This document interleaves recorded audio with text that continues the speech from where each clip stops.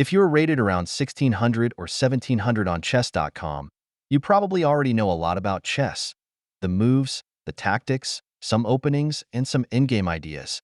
So how can you make the step up from a rating of 1600 to 2000? This video will show some methods that I used to go from 1700 to 2100 on chess.com after years of being stuck. First, only play chess at the right times. Avoid playing chess when tired or when you feel stressed. Avoid places with other people and distractions. If you are someone who is addicted to chess and can't help but play at bad times, I suggest you play some puzzles or play some bullet chess games, or even set up a Lee chess account and use that instead. The second tip is to use a PC.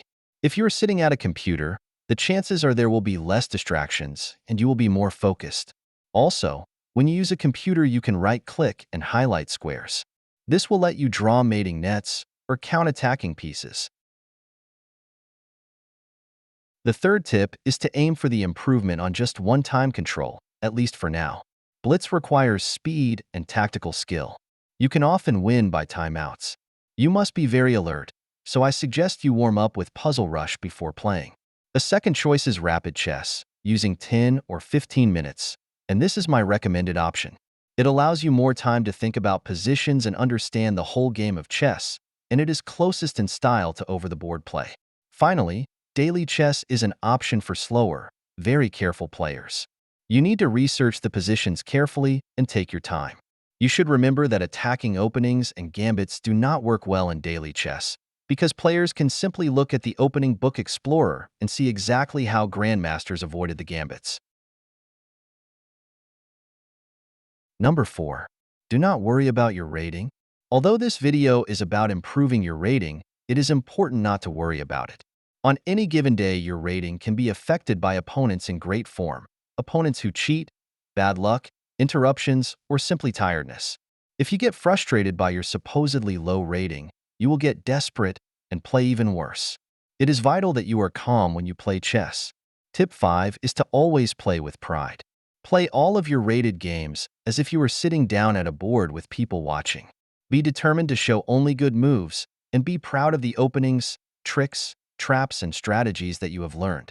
If you happen to face a player who plays extremely well, do not get upset. Embrace the challenge. If you lose and think they cheated, calmly report them and have a little laugh, then move on to the next game. There are not that many cheats out there, especially near 2000 level, so do not worry. For tip 6, try not to be intimidated by players with very high ratings or master badges. Even though they are good, they are still human and are more likely to get sloppy against lower-rated players. The important thing is to play your own game and attack as usual. Remember to play the board, not the person. Next, let's move on to some tips for preparing your openings. You must learn your openings and build an opening repertoire.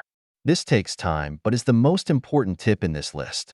If your opening is confused or untidy, your opponent will see weaknesses, and you will be much more likely to lose. The key thing with openings is to understand the ideas behind them, such as king safety, a dangerous pawn push, or faster development. You can learn your openings from YouTube on this channel and many others, from books or from the Lee Chess analysis board. Lee Chess is slightly better because their opening explorer shows the moves of all normal players, as well as grandmasters. Number 8. Learn to transpose. Put simply, when you face a rare opening that you do not understand well, try to play moves to get back to an opening you actually do know well. This example shows the ready opening where white played knight c3 as the first move. We did not know this opening and do not want to be confused. So, we played c5 to transpose into a Sicilian defense, which we do know well, and now we will have a better chance of a tidy and well-organized opening. Next, let's move on to the mid-game ideas. Most players over 1,600 already know many moves, tactics, and tricks, but in order to go even higher, you will need to zoom out at certain times and look at the bigger picture. The following tips will show a few times in games where you should stop thinking about the actual captures and pause to think about strategic elements and what your opponent is actually trying to do. Tip 9. After your opening knowledge ends, it is a crucial time to take a step back and think about the game. Ask some questions. Is your king safe and can it castle? Can we attack the enemy king? Are there any imminent checks? If the board has a lot of pawns in the center, it could be a good idea to count pieces that attack key squares. This example shows a battle for the d5 square. Let's count. White has 3 pieces. And let's look at black. They also have 3 pieces and can play pawn d5. Tip number 10 is to stop and think when you really don't know what move to do next. In this position, you should first check for threats to your king. In this case, the enemy is aiming for h7. Second, make sure that your remaining knights and bishops are in the action as soon as possible. If they are stuck in the corner, they are useless.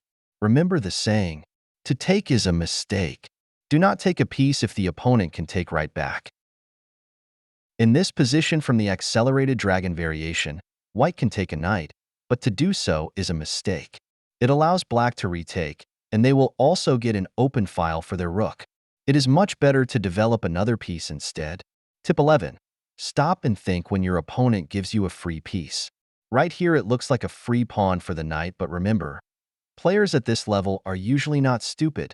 In this case, the move is a trap, and in fact the black queen could next check the king and capture the knight.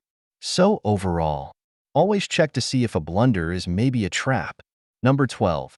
Stop and think when their king is in trouble. Here, if you have time on the clock, right-click and draw the mating net squares around the enemy king. The mating net shows the correct way to ensure checkmate. We should never let a loose king escape checkmate. Tip number 13. The endgame. When there are very few pieces left, you need to switch to the endgame mindset immediately. A good player will actually consider the king and pawn endgame in advance of bishop and rook trades. Remember, if there are no rooks, move the king forward immediately. It is great at eating up pawns. Second, it is vital to understand king opposition. As this example shows, if one king can get into position first, the other king will have less squares and will be forced away. Also, you need to learn about zugzwang. This is a situation that makes the opponent move a piece they don't want to, because they have nothing else to do, but it is their turn to move. Look at this situation. The black king is trapped and it cannot move.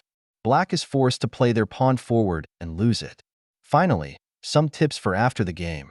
Always analyze your games after you have played. In particular, look for the errors in your opening and the very first error you made. In chess at higher levels, one small mistake can alter the balance, and after that the other player will find all the great moves more easily. Tip 15. Try to avoid rematches. There are 3 reasons why. 1. Your opponent will want revenge and try harder. 2. You will be more tired mentally. And 3. You should be spending the time after the game doing the post-game analysis, like I just said. Overall, prepare well, stay calm, and stay focused. Good luck, and thanks so much for watching.